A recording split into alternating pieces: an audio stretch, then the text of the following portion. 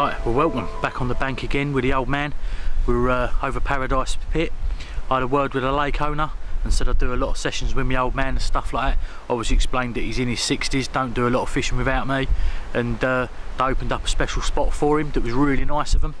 So there's now 11 members to this little syndicate, but because my old man won't really go without me, I suppose, and like the bloke that owns it said, there's a few people that hardly come here at all. He's opened a spot up for my old man, so it's really nice of him. But say we're over Paradise Pit. I'm opposite the bank I was fishing last week, and I'm fishing in the margins. My left hand rod's tucked up against a tree with a bottom bait on, topped off with a little bit of white corn. My right hand rod is exactly where I was having a fish the other day, in front of the next swim to me in the margins. Exactly the same setup as before, with a washed out pink pop up topped off with a little bit of pink corn. And the middle rod is just a single bait out there with a castaway PVA stick about that big, with about 15 or 16 little boilies around it. The idea is a quick session. I've got to pack up at about 6 o'clock in the morning, get home, take the kids to school before I sod off and do my own stuff. But had a word with the missus and she said I can get over here and do a quick overnighter, so I have. I've got my new camera equipment with me, some little special socky cover thing that I brought, microphone, because it's quite windy today. So I went out and brought that, as I've only got my brolly with me as well. So obviously there's going to be some noise sort of situations. I just hope that it records it without picking it up.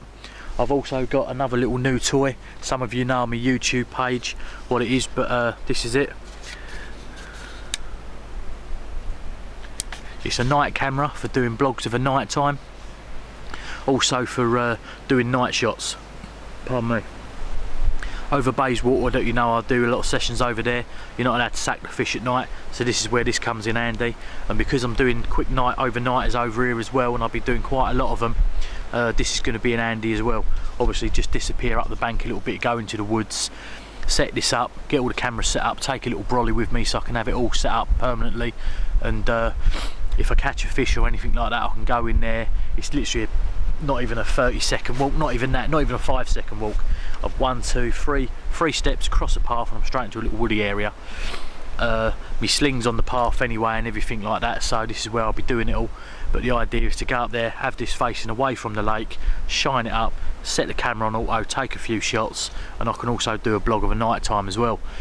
So this was 25 quid off of eBay. It's a Sony one, it's the HD 160.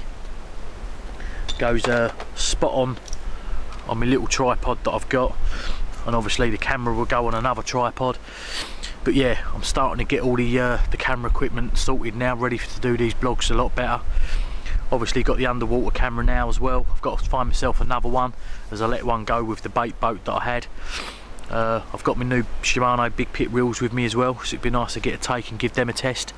But for now, what I'm going to do is just take my little TXR digital sounder box that I've got as well for the Delkims. That's this here, and I've got this turned up, all the Delkims turned down. This goes in my pocket. I'm going to go and sit with the old man in the next swim to me, or say the swim just past that. That again is literally probably, well, the next swim's about 2 rods away from me, and the next swim's after that's 2 rods after that. So I'm going to go sit with him quick for a couple of minutes and drink a cup of tea, come back here and spend the rest of the night tucked up in my sleeping bag watching the water, and see if we can pick up another one of these cracking fish out of this little Paradise Pit. But yeah, definitely love this place, and there'll be a few sessions coming from it. Also, I had a word with a bloke that owns it as well. I'm allowed to show little bits of the lake, I'm allowed to show spots that I'm fishing, but I'm not allowed to show the lake as a whole. So it's going to be a little bit hard to show certain spots, but I will show the spot I'm fishing in a minute on the left, and I'll show the spot I'm fishing in a minute on the right as well. But I can't really show the spot out in open water, because then I'll be showing you pretty much the whole lake. But it's basically just out in front of me, about 2 rod lengths out, and hopefully we'll pick a few fish up.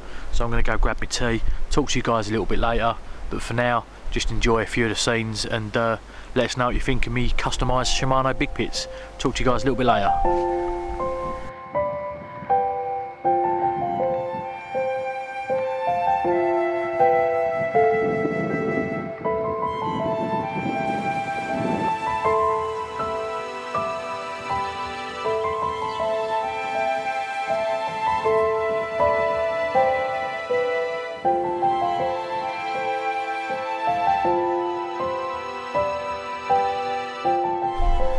Well, I've got the sun directly in my face now.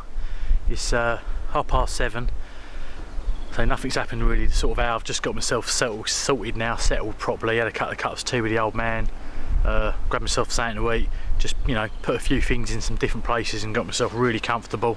And I'll tell you what, it's probably one of the comforts I've been actually on the bank for a long time. Where I am with a brolly tucked away in the corner is absolutely fantastic. Rod's right out in front of me. Absolutely wicked. All it is now is just a case of seeing if one of these fish will bite. There's a fish in here called two-tone, or what they call two-tone, and as you see on the Bankam's tackle page the other week, Gary, the field tester that I've got working with me, he actually caught that. That's one of my target fish. Apparently it's a little bit of a mug of a fish as well. It's come out about 5 or 6 times over the last sort of like 5 or 6 months, so it's one of the fish that's a regular eater, and it's been coming out in a couple of certain areas most of the time. One of them is where I've got my rod at the moment. Not saying that fish, you know, routinely go on certain areas and stay there, but it's been known that a lot of big fish come out in certain areas, and that's one of them I definitely want to get. So for now it's just a case of sitting here, seeing what happens, watching the water, learning all the time, and seeing if we can pull out one of these big ones. If not, one that's never been caught again. That's always a nice thing to have on the bank, a carp that's never seen the hook.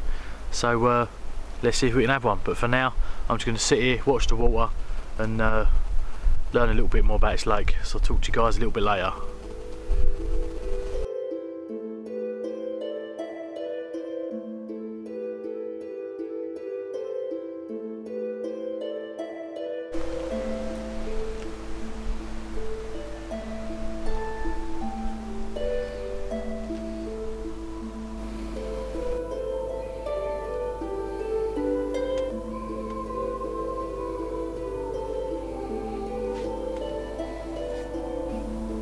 Well, it's now 9 o'clock. Just got some motorbike action in the far fields right over there to me right, basically behind me from where I'm fishing. Sun's going down slowly. Got some lovely views, I'll show you that in a little while. Half moon's right above my head. It's apart from the motorbike noise and me talking, it's dead quiet over it. Had a couple of little knocks on the right hand rod in the margins. So, you know, it weren't like a bibby, it was like a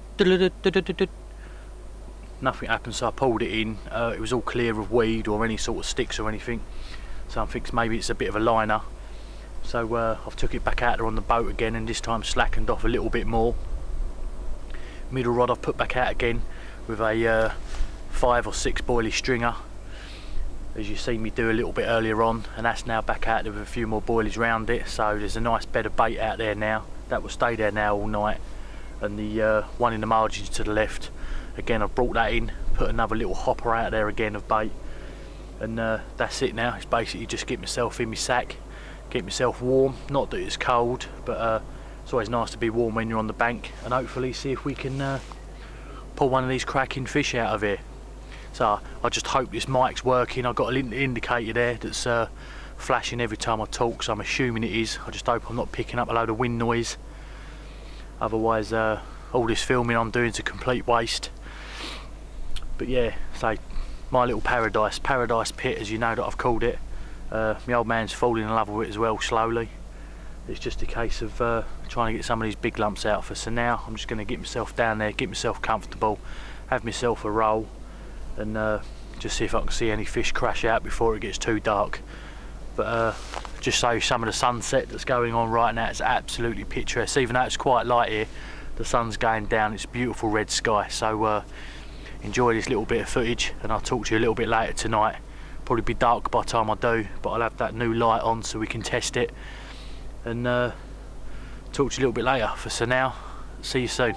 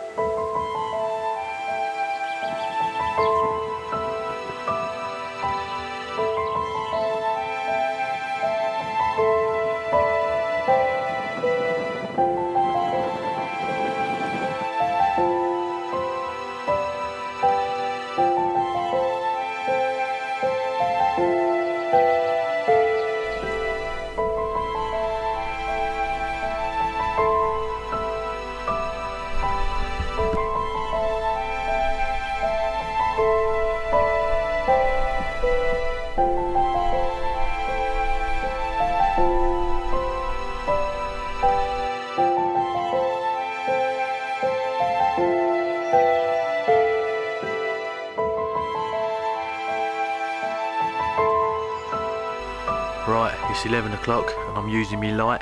It's superb. Shines me up really nice. If you turn it up really bright, it does get obviously blindingly bright, but it'd be brilliant for blogging a catch of a night time on waters where you're not allowed to sack them up, like Bayswater or any other sort of club water nowadays don't really allow you to sack fish. This syndicate does, because it's a new syndicate. It's only been open 3 years, like I said. This is the 3rd year, so it's 2 years really in a couple of months.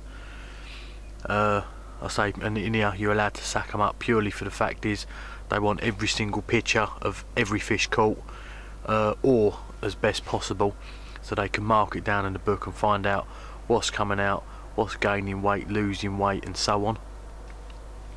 So I've got obviously my flotation sling with me, and I've also got an old carp sack. If I did get 2 tonight, obviously I'd be using both of them, but now I've got this camera and this light, I can quite easily turn the brightness up and hopefully get a few decent shots if I did get one. But it's not looking like that at the moment. Obviously I weren't confident when I first got here on the first session. You know, it was nice to be on a new water and I managed to catch 2. I've been told by a few of the members that, you know, that's really good going, so pretty happy with that. But you know, I'm not expecting to catch this time, so it's only a short session. I've not had time to sort of, you know, put a bit of bait in and get the fish confident. I'd imagine being a water like this where new bait's going in, the fish will shy off of it till it starts looking a little bit old, or you know, it doesn't feel like there's any danger there. It's not as if they're hungry. There's a lot of natural food in here, so you know, it is competing with a lot of natural food, and if they've been eating food for 24 years or 23 years and never had a hook in their mouth, you know, when something new goes in, it's all alien to them, and I wouldn't imagine they'd get on it straight away. So it's just a case of persevering, and you know, hopefully we get through to some of the really big ones that are in here. So there's 30s, believed to be at least 6-7 30s in here. I was having another word with him today. You know, you've got a lot of fish hitting the 29 mark as well that come out over the last sort of 6-7 months of last year. So yeah, hopefully it'll be an absolutely gold mine of a little syndicate. My paradise pit, as I've called it. I say it's pitch black out there. I can just make out tops of the trees.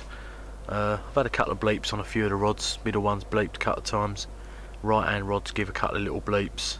I have got the alarms on full sensitivity, and I have got it turned up all the way to 6, purely for the fact is there's only carp and perch in here. They have drained it a little while ago and there was no silverfish, there was no bream, no roach at all, so it's literally just perch and carp.